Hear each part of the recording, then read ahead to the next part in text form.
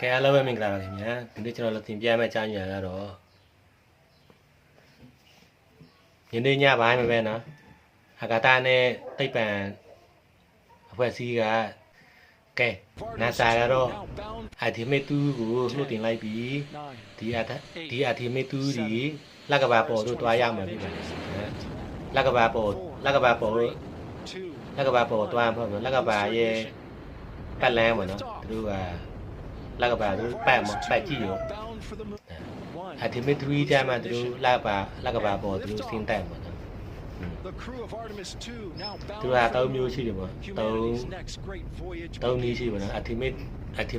1ကတော့သူတို့လူသားတော့မပါဘူးသူတို့ရည်နေတဲ့ပဲသူတို့လှုပ်ပြီးတော့သူတို့တွားလေ့လာတယ်ပေါ့နော်แต่အခုဆိုလို့ရှိရင်သူတို့က Artemis 2ပေါ့နော် Artemis 2ဆိုလို့ရှိရင်တော့လူသားတော့လိုက်ပါတယ်ပေါ့လူသားလိုက်ပါတယ်လက်ပေါ်မစင်းဘူးแต่ไล่မြင့်တဲ့ပြင်ပေါ်မှာသူတို့ပတ်ပြီးတော့သူတို့လေ့လာကြည့်ပြီးတော့သူတို့ပြန်လာပေါ့နော်ကဘာမျိုးပြန်လာဒါ2028ခုနှစ်မှာ Artemis 3ပေါ့နော် Artemis 3ဆိုလို့ရှိရင်တော့လူသားတော့လိုက်ပါတယ်လာမြင့်တဲ့ပြင်ပေါ်ကိုဆင်းတက်မယ်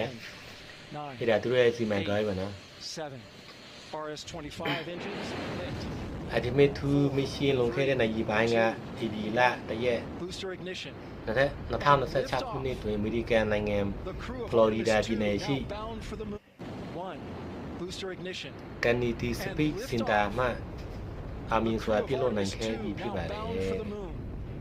ဒီ mission ဒီနှစ်ပေါင်း50ကျော်အတွင်းလူသားများကိုလက်ကဘာအနီးတို့ပထမဆုံးအကြိမ်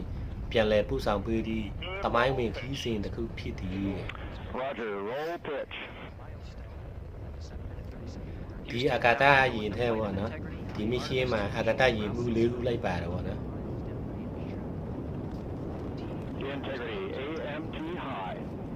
လက်ရှိတွင်အာကာသယာဉ်မှုများဒီလက်ကဘာစီတို့ဥတီတွားနေပြီးဖြစ်ပြီးနောက်10ရက်အတွင်းဖက်စပိတ်တို့ရာအတွင်းတို့ပြန်လဲဆင်းသက်မည်ဖြစ်သည်တဲ့နောက်10ရက်မှာနော်ဒီကဘာမျိုးတို့ပြန်ဆင်းသက်မှာနော်ဒါတော့ Artemis 3ကတော့ Artemis 2ကတော့အောင်မြင်ပြီးနောက်ပေါ့နော် Artemis 3 mission ကိုက2028ခုနှစ်ဝန်းကျင်တွင်က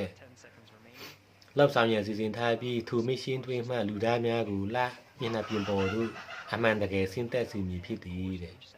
ကဲ